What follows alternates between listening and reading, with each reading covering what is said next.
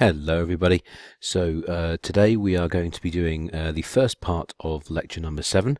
We are going to be looking at rocks, fossils and time in a geological context. Alright, so let's get going. So unlike other terrestrial planets, the Earth is a constantly changing system. So rocks are constantly being eroded by the actions of wind, rain, freezing, glaciation, gravitational collapse. So we also have continents and sea levels rising and falling. We occasionally have the odd massive volcanic eruption, or maybe meteorite strike that can turn an entire continent into a wasteland, etc., etc. So the Earth is an extremely dynamic system. So all of these changes are not only reflected in the rocks that have formed, but also the animals that were present, and therefore the fossils that we observe. So essentially, the conditions on the surface of the Earth in a given area will affect not only the types of rock we get, but also the animals and therefore the fossils that we see. Although igneous and metamorphic rocks are useful for understanding what is happening at the local or regional scale, their formation does not reflect the climatic conditions on the whole. So when a basaltic lava gets erupted out onto the surface of the Earth, it doesn't really take much notice of what the environmental conditions are. It doesn't care whether the temperature is 25 degrees Celsius or 5 degrees Celsius. It makes no difference to it. So there are a couple of occasions when volcanic rocks especially can be useful in terms of gauging a general environmental setup. So for instance, when extrusive rocks, so when lavas are erupted onto a seafloor or onto land, obviously we're going to get different textures. Okay, so obviously when a lava is erupted onto the seafloor, especially in the case of basaltic lavas, it tends to form these rather distinctive shapes called pillowed basalts. Essentially, just imagine, hundreds of tubes of toothpaste being squeezed simultaneously, and so you get these overlying lines, overlying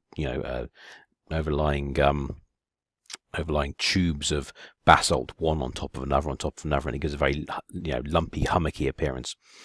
In contrast, when a basaltic lava is erupted onto the surface of the Earth, it tends to form a relatively flat layer, and the top of that layer will often develop folds, a bit like the skin on gravy. So, just by looking at the lava, we can tell pretty quickly whether it was erupted into a marine environment or in a terrestrial environment. Now, that's not really that useful in the grand scale of things, but it does tell you, was the lava erupted underwater or was it erupted on land?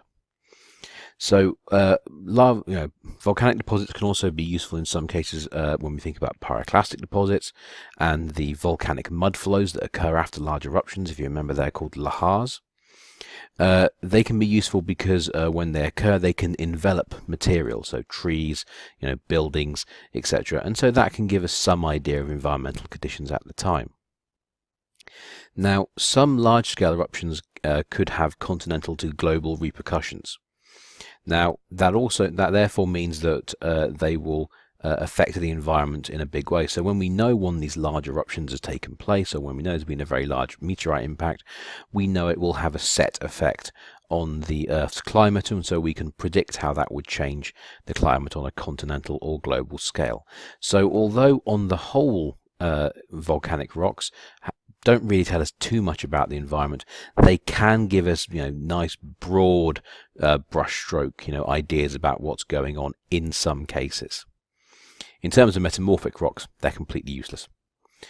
So if we really want to understand the surface processes and environments at a local, regional, continental or global scale, the best option we have is to look at sedimentary rocks, as they are a direct reflection of the conditions in which they were deposited. So sedimentary rocks are also helpful because they are the dominant host for fossils. So fossils are the basis of the geologic timescale, and they allow contemporaneous units to be tied together over large distances. So the presence of certain fossils, which may vary by country, were used to define the boundaries of the geologic timescale before numerical dating methods. So when it really comes down to it, if you look at the copy of the geologic timescale that you've got, you'll notice there are numbers down the right-hand side of each of the 4 columns. when it really comes down to it, those numbers aren't actually required to date a rock from a geologic point of view. We tend to use fossils instead. Those numbers are a relatively recent addition, with the vast majority of them being added from the 1980s onwards. So before that point, most geologic dating was done using fossils. Now, one of the problems is that as we are using fossils, it doesn't give us firm dates. All we know is this is when a fossil first appeared, and this is when a fossil last appeared. So it can actually be quite difficult to gauge temporal relationships between fossils. You can get a sequence of rocks where you have fossil A and fossil B, and the sequence of rocks makes it look like they occurred, very, very close together with respect to time. However, in some cases, although it looks like they occurred very, from a temporal point of view, very near each other in terms of time, in reality, they could actually have very, very big distances with regard to time in between their first and last appearances. So if you're not careful, you can end up with a situation like this. So this is one of these, pictures that you tend to get in kids' books of dinosaurs. And so, this is, chances are you probably had one of those books when you were a kid. And this is the kind of thing you would have seen. You would have seen this situation where you've got the giant Tyrannosaurus Rex over here. You've got the Stegosaurus down here. You've got, Velociraptors running around down here. You've got Triceratops in the background. You've got, pterodactyls and pterodons flying through the sky. And it looks like a relatively straightforward picture. I mean, we all know, we know the vast majority of these dinosaurs, and so we just kind of assume that they existed in the same time. But in reality, when you actually date when they first and last appeared, you can see that there's a bit of a problem with this image. So let's look at Stegosaurus down here. So Stegosaurus appeared between 155 and 150 million years ago. There is absolutely no way it could ever have existed in the same environment as a Tyrannosaurus Rex, because Tyrannosaurus Rex didn't appear until 68 to 66 million years ago. So, there's a gap of somewhere in the region of about 90 million years between them. So, so the chances of them having ever come into contact with one another is zero. The same goes for the pterodons up here. Pterodons would never have been flying around in the skies at the same time as Triceratops and Tyrannosaurus Rex were walking around on the Earth. So, if you're not careful, you can see a selection of rocks, and you can see the fossils in them, and you can think those fossils are very closely related in terms of time. They existed either very close one after another, or they existed at the same time. In reality, when you actually date the rocks, it can become clear very, very quickly that those fossils are in fact very broadly spaced out, and they did not occur anywhere near each other. So that's what numerical dating has offered us. Essentially, it's allowed us a technique that has allowed us to refine the timing of when fossils first and last appeared. So, by tying together observations from modern depositional environments, we can determine the likely conditions of the formation for a sedimentary rock. So, sedimentary geologists go out to every type of environment of deposition they can think of. So, let's say they'll go to a river, and they will essentially look at the sediments deposited by that river. They'll look at the sedimentary structures within that river, and they'll look at the types of animals that live in that river. And so by making those observations, they will come up with a set of criteria that says, right, if you see these features in your sedimentary rock, that means the sediment that made up the sedimentary rock was deposited by a river. And so for each type of, sedimentary environment you can think of, deserts, rivers, lakes, glaciers, etc., there are a set of criteria that allows a sedimentary geologist to say, right, this rock was deposited in this type of environment. And those criteria are based on observations of modern depositional environments. And of course, you then use the principle of uniformitarianism. If it's happening now, it's happened in the past. So if we know the likely conditions of formation during the deposition of the sediment, then we can identify the probable conditions in which any fossil that are observed within that rock lived. So we can also be lucky and have modern examples of ancient creatures from which we can extrapolate a likely environmental niche. And these modern species that appear to have not changed for millions of years and are still around now are termed living fossils. So these are a couple of examples of living fossils here. So this one you might be familiar with. This is a horseshoe crab. This is a modern example right here. And this is an example down here from the Ordovician. So, give or take a bit, about 420 million years ago. And when you look at the basic design, you can see the basic design has changed very, very little. Over here we have a fish called a coelacanth. This is actually a type of fish that was thought to have been extinct. It was actually rediscovered when a zoologist happened to be walking through a fishing town in South Africa and saw that some local fishermen were trying to sell one they'd caught that morning. This is a modern example here. This one's been pickled, so that's why it has that strange white-yellow colour to it. And down here we have a fossil of one. This is from the Devonian, give or take about 400 million years ago. So the nice thing about these fossils is because they've changed relatively little, it probably means that the environment in which the fossils occurred is the same environment as the modern species, as the modern variants occur in. So, a horseshoe crab is very, very specialized. So chances are the environment it lives in now is the environment it lived in the past. So when you see a horseshoe crab, you can say, right, chances are it probably lived in relatively warm, relatively shallow water. And so you can assume any sediment you find that horseshoe crab in will have been deposited in that type of environment. Now, to be clear, a living fossil will not be exactly the same as their ancestors from millions of years ago. Some evolution will always have taken place. However, the design of the species, each of these species here, has reached a point where only very minor adjustments can be made. They're so well tailored to their particular environment, any significant change in their body form would actually probably be detrimental to the species. So those kind of large-scale changes don't occur. So, so that once again means that, this horseshoe crab here likely lived in the same environment as this horseshoe crab here. And so we can extrapolate between the two. So by applying the principle of uniformitarianism and environmental limits set by the fossil assemblage we observe, we can deduce the probable conditions during deposition. So we can work out, this type of sediment was deposited by a river, and when we look at the fossils we can say, right, this river was maybe in a hot environment or a cold environment or a temperate environment. And so that tells us quite a lot about the what's going on when that sediment was being deposited. So let's compare that to the alternative to one of the alternative models. So one of the alternative models was presented by a gentleman called Philip Henry Goss. And he was a noted Victorian naturalist. He studied shallow marine organisms, corals, insects and birds, and he was a noted abolitionist. So his work on corals especially is still considered to be very important to the modern study of corals even now. So, he's a very well-known scientist. So in 1857 he published a book called Omphalos, an attempt to untie the geological knot. So he was trying to explain essentially, why fossils are there. So his hypothesis was that if one assumed the creation, then there would be traces of a previous existence that never occurred. So that would mean that Adam would have a navel, the first trees would have had rings, even though they couldn't have grown before their creation. So therefore, God had merely given the appearance of a pre-creation history because that's what we expected.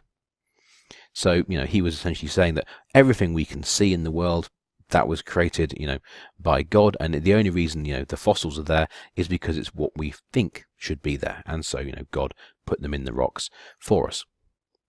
However, his hypothesis falls down on 2 points. The first one is it requires God to be deceitful.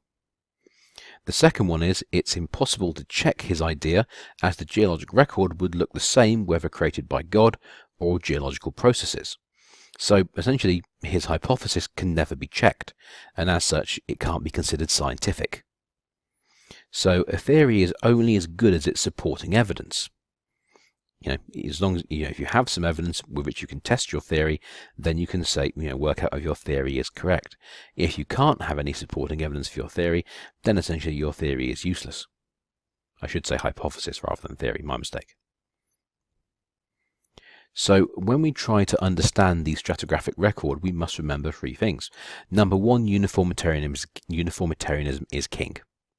Number 2, the geological record at any one point will be incomplete. You can go anywhere in the world and you do not have a complete sequence of rocks going from 4.56 billion years ago all the way through to the present day. There is nowhere on the surface of planet Earth where you can find that kind of sequence. The final point is any interpretations that we draw must be backed by evidence. Okay, so whenever we look at a sedimentary rock, we have to be able to, look at the textures and structures that we see in that sedimentary rock, and we must be able to reference a modern environment of deposition to explain how that rock formed. Alright, so the next topic is the topic of stratigraphy, and this is a branch of geology primarily focused on sedimentary rocks. So it focuses on the origin, the age, the relationships, and the geographical extent of layered or stratified rocks, the kind of rocks you find in a sedimentary sequence. The same principles can be applied to igneous and metamorphic rocks. However, if you come across somebody that calls themselves a stratigrapher, most geologists will instantly assume that they work exclusively with sedimentary rocks. So, stratigraphy focuses on relationships in both the vertical and the lateral. Now, vertical relationships are relatively straightforward to discern as long as you have a good vertical exposure, something like a canyon wall. So, you can walk up to your canyon wall, you can see your sequence of rocks, and you can pick out each layer one at a time, and you can, just look at those layers, and using, uniformitarianism, you can look at what type of rock makes up that layer, what type of structures it has in it, and what type of fossils it has in it, and by using that evidence, you can very quickly come up with an idea of the type of environment in which that sediment was deposited. So, that's relatively straightforward. As long as you have a good exposure, you can see lots of rocks in sequence, and so you can see how the environment in an area has changed over time. Now, lateral relationships are often more difficult to constrain because of the aforementioned effects of weathering and erosion. So this means that because of due to weathering and erosion, there will be portions of the geologic record missing at every location you go to. So you might be able to see one type of rock that, let's say, dates from the Devonian at one location, then you go to the next location, and due to erosion, that rock layer is completely missing.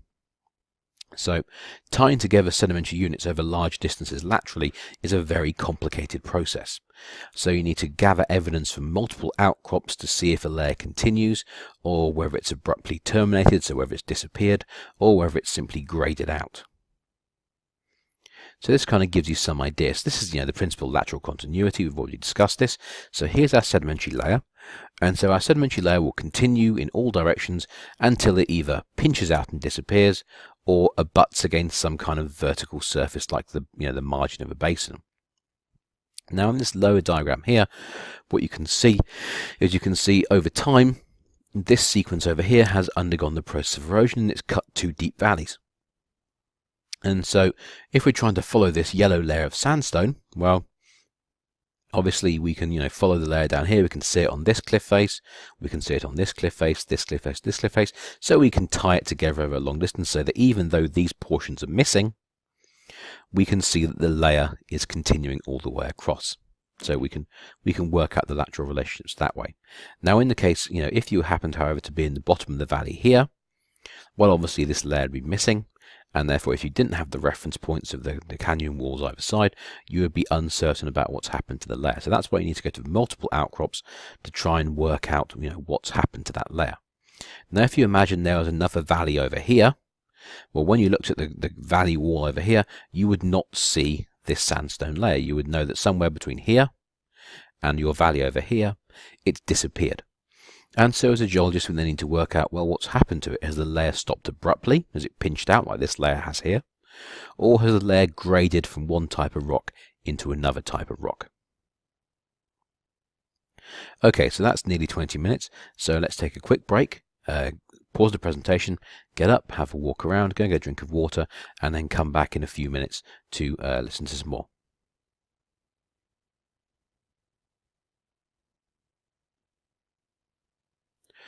Okay, so let's take a second to think about vertical stratigraphic relationships. So individual layers within the sedimentary sequence are either defined by sharp contacts. Those are referred to as bedding planes. And so that's when you look at a sequence of rocks and you can see one layer of rock on top of another on top of another, and you can see that the contacts between those layers of rock are nice and sharp and clean. So it's very easy to see when one layer stops and another layer begins. There is, however, another type of contact which is called a gradational contact. In the case of a gradational contact, one layer of rock will slowly grade into another layer of rock. It will transition from one layer to another. So there's no distinct sharp contact between the two layers. So what we'll see in the case of a graded transition is we'll see a steady change in color, or a steady change in the class compositional size, or we might see a steady change in the texture. So, for instance, a good example is when we start off with, a layer of mudstone at the bottom, and we steadily see the amount of sand in that layer get, increase as you go up through the layer, and then slowly, by the time you make it, as you keep going up, you'll see the layer slowly transitions from a mud-dominated layer and becomes a sand-dominated layer. So at the bottom you have a mudstone, at the top you have a sandstone, and in between you have this gradational contact between the two, where the amount of mud is slowly getting smaller and the amount of sand is slowly increasing. So these, the bedding planes that we also see here, are also identifiable due to changes in colour, class composition and size, or texture. So, if you've ever been up to a sequence of rocks, you'll see, there might be a grey mudstone at the bottom, and then over the top of that you might have a white carbonate. And between the two you'll have these, nice sharp bedding planes, but the reason you can see the change in the layers is because there's a change in colour, there's been a change in the class composition and size, and there's been a change in the textures you'll see in the rock. So, each one of those three criteria would be fulfilled. Now, you need at least one of these criteria, one of these changes to have occurred for you to have gone from one layer of rock to another. So, what kind of changes could be reflected by a by a bedding plane? So bedding planes have these nice, sharp, clearly defined contacts. So a bedding plane could define a rapid change in sedimentation. So a classic example of that would be a situation where, let's say we were to go, maybe a little way offshore. So we're underwater. When you're very, very close to the coastline, the sedimentary system is dominated by sand. But as you go out into slightly deeper water, we're talking depths of somewhere in the region of about 50 meters or so, the amount of sand steadily decreases, and then you go into an area that's dominated by mud.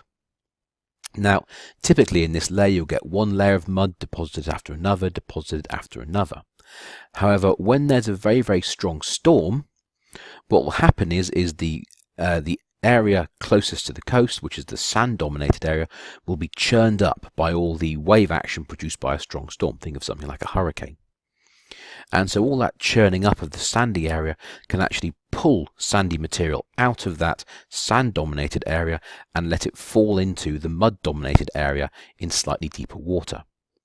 And so what you have there is a very rapid change in sedimentation. Normally you have a rate of sedimentation, a type of sedimentation that's dominated by muds, and then all of a sudden, due to one heavy storm, you have a whole slug of sandy material come flying into your area, and so all of a sudden you have a muddy layer at the bottom, and then you have a sandy layer over the top, and then once the deposition of that sandy layer stops, you'll go back to depositing muds again, and so you'll have these nice sharp contacts going from mud to sand to mud again. A bedding plane can also define a period of non-deposition. And such periods of non-deposition can range from minutes to years, but in the geological sense they're actually insignificant. So you can have a situation where let's say for instance a floodplain. So in Houston we can expect let's think about Buffalo Bayou. It might flood every year, every 5 years, give or take a little bit. And of course, every time it floods, it will deposit a layer of sediment. So that layer of sediment gets deposited, and then for the next, let's say, 2 years, it just sits there. Nothing much really happens. And then the river floods again, and another layer of sediment gets deposited over the top. And so each one of those layers of sediment is distinct from the previous one, and because there's been this hiatus in between, it means essentially you get one layer of sediment deposited over another layer of sediment, and the contacts between those layers of sediment are nice and sharp. Now, from a geologic point of view, on the other hand, 2 years is nothing.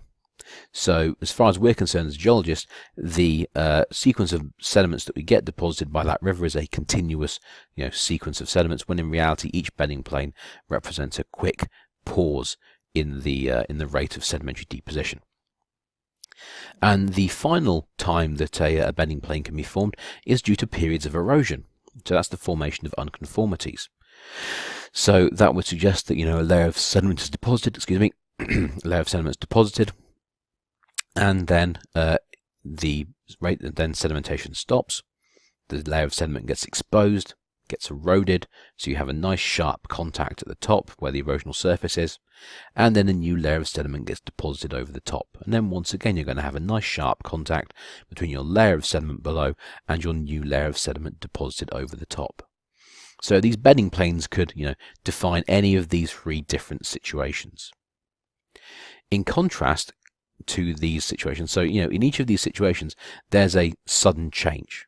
Okay, so in this case you're suddenly changing the type of sedimentation caused by some event like a strong storm. In this case you have a change going from a period of flooding to a period of non-flooding back to a period of flooding again. So each one of these significant changes results in the deposition of a new layer, and so you'll have sharp contacts between them.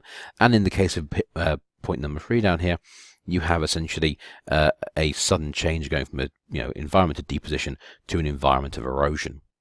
So each one of these is representative of a significant change. In contrast, gradational changes are the reflection of a gradual change in the conditions of sedimentation. So such changes can reflect a variation in the energy of a system. So once again, let's think of river flooding.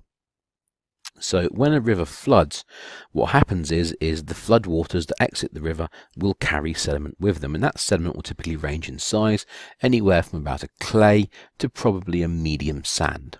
It's about as large as it can possibly get. So as the water leaves the river and starts flooding over the floodplain, it will start to lose velocity almost instantly. And so as it starts to lose velocity, it also therefore loses energy, and so as the amount of energy the water has decreases, it then means its capacity to carry certain class sizes will also change. So as the water loses velocity, it loses energy, and therefore it can no longer transport the heavier clasts. So obviously when you have a mixture of sand, silts and clays, the first class to be deposited as the river begins to lose energy, as the floodwater begins to lose energy, will be the sands. Then the silts, and then finally as the water from the flooding from the river comes to a near complete stop, eventually the clays will get deposited. And so this means that every time a river floods, it deposits a sequence that goes from sands at the bottom through silts into clays. And the contact between each of these 3 different types of rock, the sand-dominated rock, the silt-dominated rock, and the clay-dominated rock, will be gradational. Because because the transition represents a steady decrease in the amount of energy, and as such it shows a steady change in the size of sedimentary class being deposited. A gradational change can also represent a transition from one depositional environment to another contemporaneous environment. So once again, let's just think about the coastline. So as I was saying, if you're standing there on the coastline, you decide to start walking out into the ocean, the environment that you're going to start in will be sand dominated. Okay, so the coastlines tend to be dominated by sand. Now as you go out into deeper water, that kind of 45-50 meter depth, you're going to see the amount of sand on the seafloor will begin to decrease, and it will begin to be replaced by mud. Now this transition from this sandy dominated environment to this mud dominated environment will in most cases be transitional, and as such you'll see the sediment will slowly change. So as as you start walking from the coast, it's going to be sand dominated, sand dominated, sand dominated. Then you're going to steadily see the amount of mud increasing and the amount of sand decreasing. And eventually you're going to get to the point where you have more mud than sand in your sediment, at which point you've entered the mud dominated regime. So that can also be reflected in these gradational changes in the rocks that you see. Okay, so let's just go back to unconformities for 1 second. So there are 3 easily identifiable types of unconformities. There's disconformities, angular unconformities, and nonconformities. And of course, I'm sure you remember there is the 4th type of unconformity, which is a paraconformity. That's not included in this list here because it is not an easily identifiable type of unconformity. It's quite difficult to spot.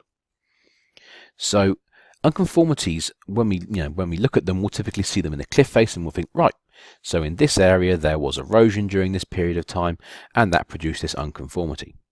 However, unconformities can also have very, very large lateral extents, even though we might not realize that's the case. So these are called regional unconformities because they cover large areas. And a good example of a regional unconformity would be what's happening now. So at the moment, the continent of North America is nearly completely exposed. There's very few parts of it that are currently underwater. And so all those parts that are currently above sea level are undergoing the process of erosion to some degree. And so that means if you have a process of erosion going on, that means we're losing rock. And if we're losing rock, well, we're forming an unconformity. So the erosional surface that runs all the way from Seattle on the west coast all the way over to Boston on the east coast will one day become an unconformity in the sequence of rocks. It's the erosional surface. And so at the moment we are forming a regional unconformity that stretches from the western seaboard all the way over to the eastern seaboard. So some unconformities can be absolutely huge, like the one we're forming now. So when we think about lateral relationships, we have to start thinking about a term called facies. So a facies is a distinct environment within which a certain type of sediment is deposited. So let's just go through this one step at a time. So the principle of lateral continuity states that layers will continue laterally until they terminate. So every layer of sediment will eventually disappear. So layers can terminate in one of several ways. They can terminate abruptly, and that's simply when your layer of sediment either is cut by a fault or it reaches some kind of barrier, like a valley wall. Of course, when it hits a valley wall, your layer of sediment obviously can't go any further. Your layer of sediment could pinch out. So pinching out simply means as your layer of sediment extends further from the sediment source, the layer gets thinner, thinner, thinner, and then eventually disappears. And the process of your layer becoming thinner and then eventually disappearing is referred to as pinching out. So then we have a third type of termination, which is called intertonguing. And this is when a layer of sediment will pinch out and disappear several times, and it produces a very, very distinctive sawtooth morphology. Now I know that's a bit difficult to understand, but I'm going to show you how that works, I think in a couple of slides' time. Then the final type of termination we have is a lateral gradation. And so that simply says that your layer of sediment will change in composition as it extends laterally, and so that means obviously you'll slowly grade from one rock type to another. So both intertonguing and lateral gradation indicate the simultaneous operation of different depositional processes in adjacent environments. So it's simply saying there's 2 different environments of deposition in contact with one another, operating at the same time. In some cases, those environments of deposition will operate independently of one another, and in some cases, those environments of deposition will operate in a connected fashion. So there'll be a gradation from one environment to another. So a good example is, once again, on a continental shelf, we will have a build-up of sands in the high-energy near-shore environment, so closest to the coast. Whilst as we go out into deeper water, we'll begin to see those sands will give way to muds, and then eventually those muds will give way to carbonates if the water quality is good enough. So, so the transition from each of from this sandy environment to this muddy environment can either be gradational or it can be abrupt and sharp. So if the 2 processes, these 2 zones, this sandy zone, these muddy zones, have some degree of overlap, then the layers will grade into one another and will have a gradational contact. If these 2 zones, these 2 areas, operate independently of one another, then the layers will intertongue, as there would be a defined transition. You'd see a sharp change going from the sandy area to the muddy area. So this is our situation. Okay, so here's our sequence of rocks. So in green we have continental facies. That means land. And as we head over to the left, we're going out into the ocean. So this is the coastline here. And then as we move out into the ocean water, we initially start off in the sand or sandstone facies. This is an area dominated by sands. As we move further out into deeper water, we then move into the mud or shale facies. This area is dominated by mud. And then as we head out into even deeper water, we move into the carbonate or limestone facies. This diagram here kind of illustrates what I'm saying. So over here we have the continental facies marked out by green. As you move out into deeper water, we have the sandstone facies, which is this layer here in yellow. Then we have the mud facies or shale facies in grey. And then we have the carbonate or limestone facies here in pink, although on my sketch here it's in blue. And so what's going to happen is we're going to have the sea level rising or falling. So as the sea level rises, obviously the coastline will move inland.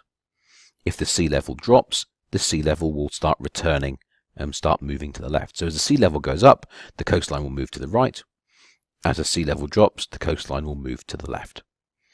So let's see what happens. Okay, so this is our initial layer here, and we have a red arrow. So we're going to have we're going to have a marine transgression. So the sea starts covering over the land. So the coastline starts moving inland, keeps moving inland, keeps moving inland, and now we're going to have a marine regression. Okay, so the sea level is going to start dropping again, and that means the sea level and the coastline here is going to start moving back out to sea. So it's going to move back out, so to the left. The marine transgression continues. And marine transgression continues. Now we're going to have another marine, the marine regression here in blue, Now we're going to have a marine transgression, so the coastline starts moving inland again, keeps going inland, still going on. So there's a big marine transgression here, so the coastline is steadily moving inland, as every new layer of sediment gets deposited. Oh, there it is again. And then we're going to have a quick marine regression here. Another regression continuing, so we'll see the coastlines moving steadily back out into open water. And then there's another marine transgression, so the sea level rises again, so the coastline starts moving back onto the continents. Then we have another regression here, another transgression, so we see the coastlines moving around. Here we go, and I think that's the end of the model here. Yes, there we go. That's the end there. And so what you can see is as the sea level rises and falls, the coastline's position changes. Okay, you can also see that these sandy dominated areas, these mud dominated areas, and these carbonate dominated areas, well, their position will change relative to the earlier layer. If there's a marine transgression, so the sea level rises, that means these zones will move inland, and when the sea level drops, these zones will move back out to sea. What you'll notice is there it is. That's your sawtooth pattern, this zigzag pattern.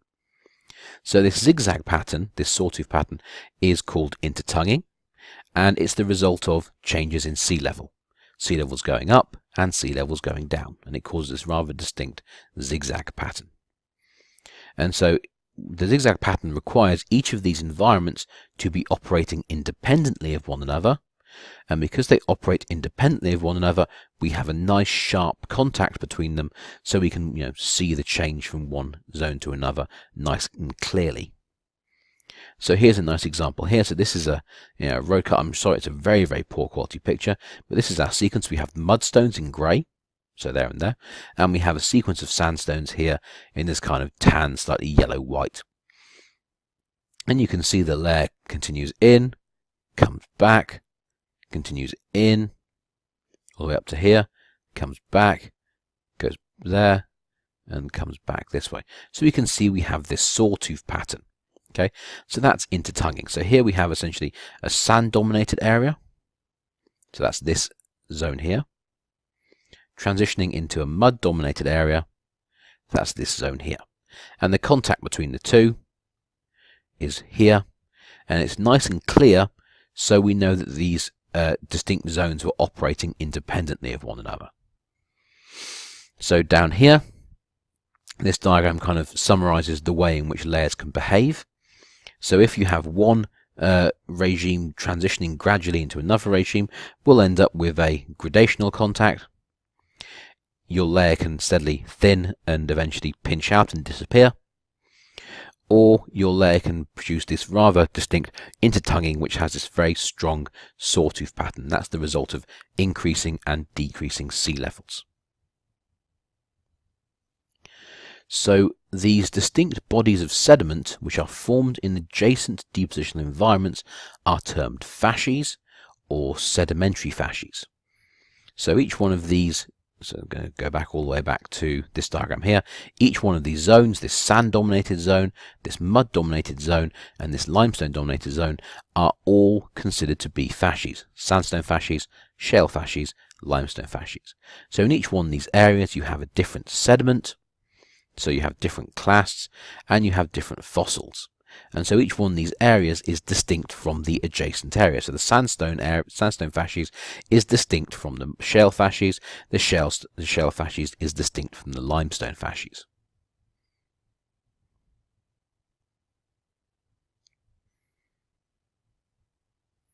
So these bodies of sediment, which are adjacent to each other, were first noted by a gentleman called Transgression in 1838. So what was happening was he was on a walking holiday in Switzerland, in the Jura Mountains to be exact. And, let's be honest, if you're walking around in the mountains, once you've seen one mountain valley, you've kind of seen them all. Once you've seen one mountain, then you've kind of seen what a mountain looks like. So, the next mountain isn't quite as exciting. And so he was on this walking holiday and he got a bit bored. And so what he decided to do was he decided to, follow a layer of rock in the cliff face. So as he was walking along, he picked out a layer of rock, and as he was strolling along, he just followed its path. And as he was walking along, he actually realized that the composition of that rock layer was changing. So initially, when the rock layer started off being quite sandy. And then as he walked laterally, so he walked along the path, he saw the layer became steadily muddier and muddier and muddier until it became a mudstone. So he saw a nice gradational change between the sandy-dominated regime and this mud-dominated regime. And so what he did is he interpreted this change as reflecting a transition from a shallow to deeper water environment that existed at the same time. So what he's saying is this layer of rock is contemporaneous. So here we go. So this essentially is what Wesley was saying. So he was starting off here in the sandy facies, and as he walked laterally, he eventually slowly crossed into the mud facies, and if he had kept going, he would have eventually crossed into the limestone facies.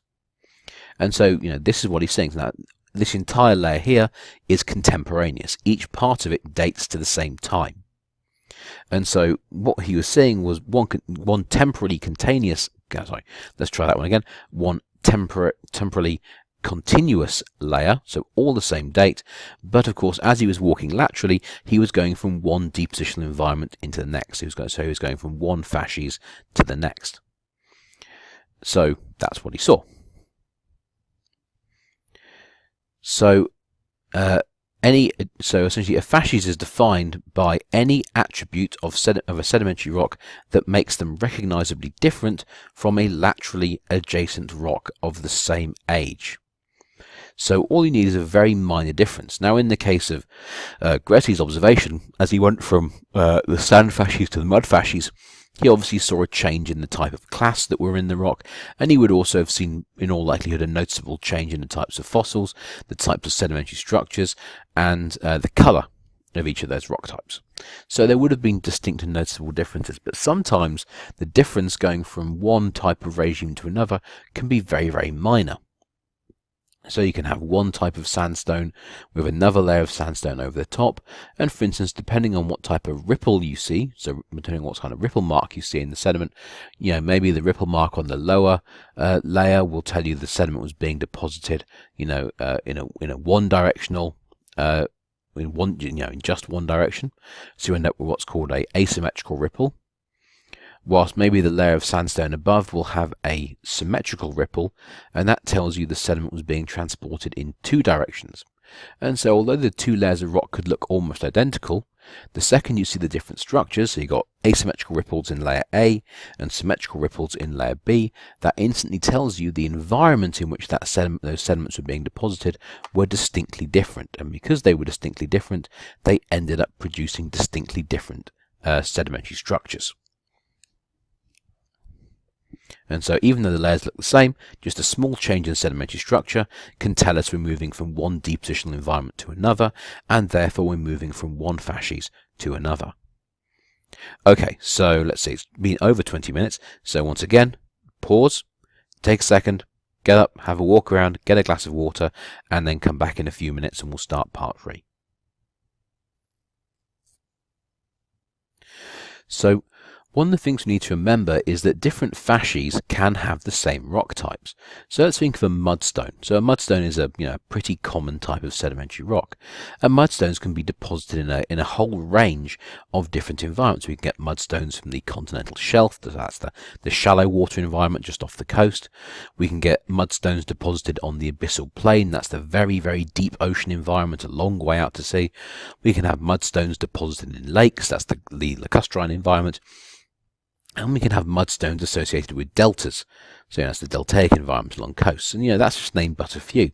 And so mudstones, are pretty common rocks. So what we have to do is we have to look at other, things like sedimentary structures and fossils to actually help us define what type of environment the mud was deposited in.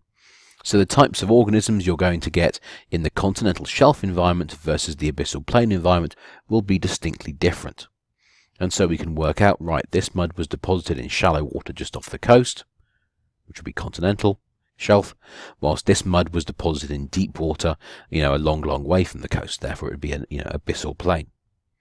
So, we don't always rely on the type of rock that we see to actually tell us we've gone from one facies to another.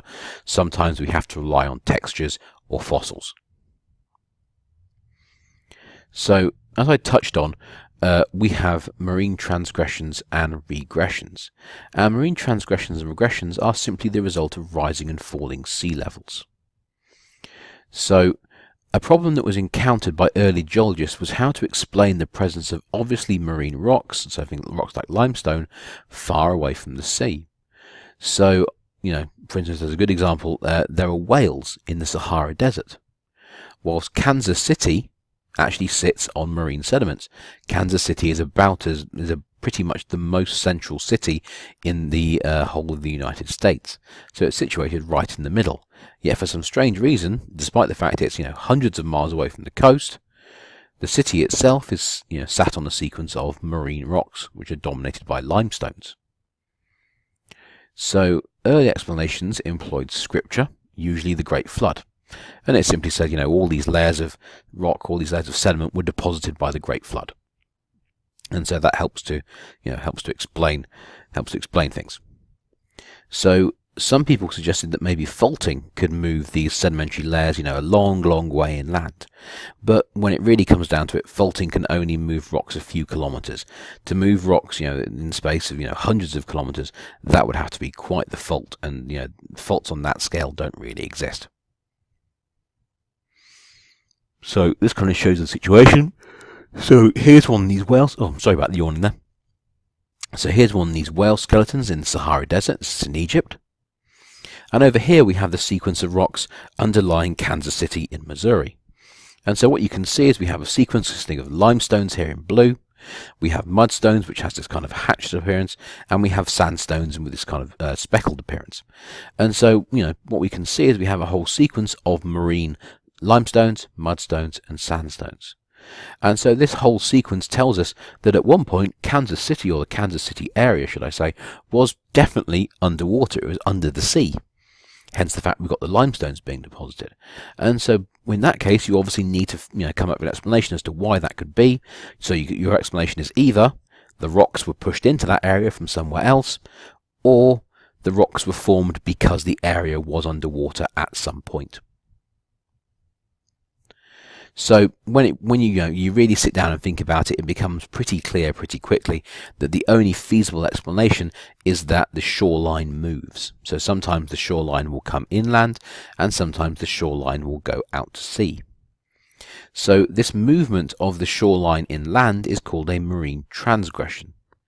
The movement of the shoreline out to sea is termed a marine regression. So these transgressions or regressions essentially can be caused by one of two things. Now the first one is most obvious. sea level change. As sea level goes up, the amount of water in the oceans increases, and therefore some of that seawater begins to inundate the land. And so the coastline begins to move inland. In contrast, when the sea level drops, any seawater that's currently covering the continents will drain back into the ocean basins, at which point we'll see the coastline move out to sea. That will be a marine regression. So this means that if we take a borehole at the position of the original shoreline, after a transgression or regression, we'll see a sudden and rather distinct change in the rocks. So let's think of a marine transgression. So in the case of marine transgression, the shoreline moves inland. And so here's our situation. Here's our starting point, which is marked by this red line here. Okay, so we're going to start just off the coast in shallow water, and we're going to be in a sand-dominated facies. So as the sea level begins to increase, we're going to see the coastline is going to steadily move inland, and that means the shale facies is also going to steadily start moving inland. The sandstone facies is going to start moving inland, and the limestone facies is going to start moving inland. And so that means that our starting location here, the shale facies, is slowly going to start creeping over the top of the sand facies. So now in diagram number 2, we have our original starting position here. The sand facies is now transitioning into we start off in sand facies, and it's now transitioning into the mud facies. As the sea level continues to rise, and so the coastline moves even further inland, eventually we get the carbonate facies coming over the top of the mud facies. And so we get a very, very distinct sequence of rocks produced by a marine transgression. And it goes sandstone at the bottom, shale on top, limestone, let's try that one again. Sandstone at the bottom, shale in the middle, limestone on the top. And so, this sequence of rocks is diagnostic of there having been a marine transgression. So if we look at this diagram here represents the Grand Canyon. So the Tonto group, which is this group here, is part of the Grand Canyon stratigraphy, and it's a classic example of a transgressive sequence. So at the bottom we have the Tapeats sandstone, so that's a shallow water sedimentary rock. Then we go into the Bright Angel shale, so the water depth is steadily getting deeper. And then finally it all gets covered over by the Mavé limestone. Once again, that shows you're in deeper water. So you can see we have the sequence: sandstone, mudstone, limestone, sandstone, mudstone, limestone. And so that's simply telling us that during the Cambrian, in the Grand Canyon area, the sea level was steadily rising. So at the start of the Cambrian, down here, the Grand Canyon area was shallow marine, so it would have been a coastal area. And then steadily throughout the Cambrian, sea levels began to increase, and so slowly but surely you steadily moved from sand-dominated facies into mud-dominated facies, and then by the end of the Cambrian, the sea level had reached a point where you now had the Mavé limestone being deposited. And this sequence is seen in South Dakota, Wyoming, Montana, so it's a pretty widespread sequence. So clearly it wasn't just affecting the Grand Canyon area, it was also affecting the West Coast as a whole. So what about marine regression?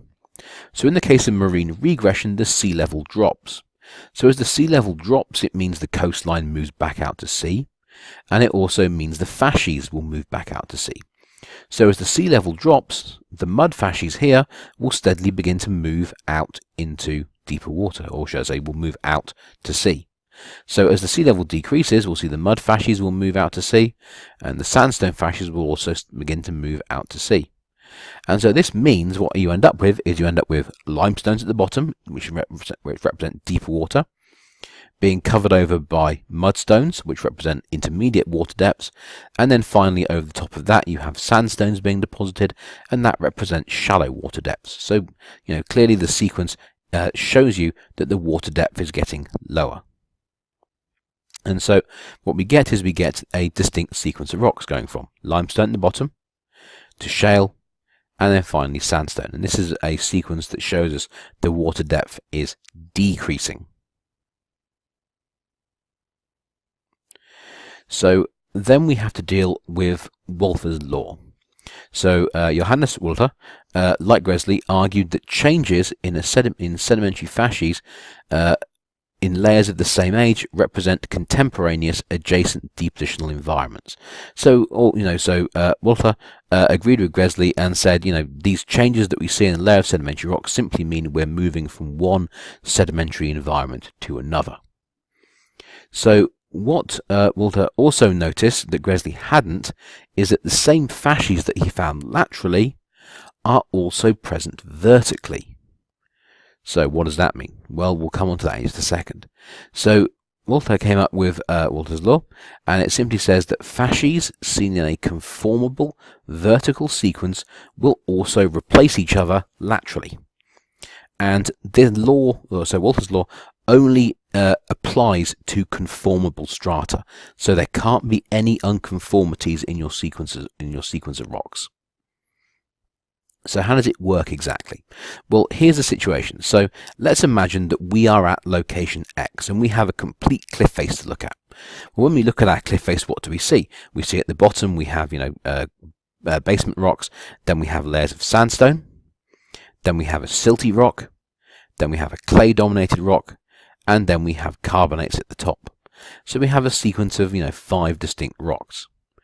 Now, what Walther is saying is that if you move laterally, either way, so you can move to the left, so you can move to the right, or you can move to the left, essentially we're going to see the same change in the rocks that we see in the vertical sequence here.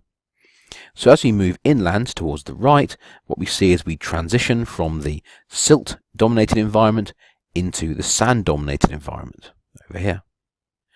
If we transition to the left, we go from the silt-dominated environment into the, once again, clay-dominated environment, and then finally out into the limestone-dominated environment. So all Walther is saying is that if you can see a sequence of rocks vertically, those rocks will also appear horizontally. So in the real world, it's often very, very difficult to follow the lateral extent of rock units over, over quite large distances. So, we need to be careful, and that's where Walther's law comes in, because it says even if you can't see the layer of rock being continuous, it has to be there because you can see it in the vertical section. Therefore, it has to exist in the lateral relationship. So, it has to be in somewhere, but it's simply been eroded away or it's buried under other material, so you can't see it. Okay, well, do you know what? I think that might be a good place to stop. So it's been nearly an hour. So, well, once again, nearly forgot the code word. So the code word for today's lecture is Texas, T-E-X-A-S, the great state of. Okay, so we are going to continue with the next part of the lecture next week, or should I say in the next video. So, there are going to be a few questions about what we've covered in this part of the lecture as part of your weekly quiz, so keep an eye out for those. I will see you in the lab class. Take care.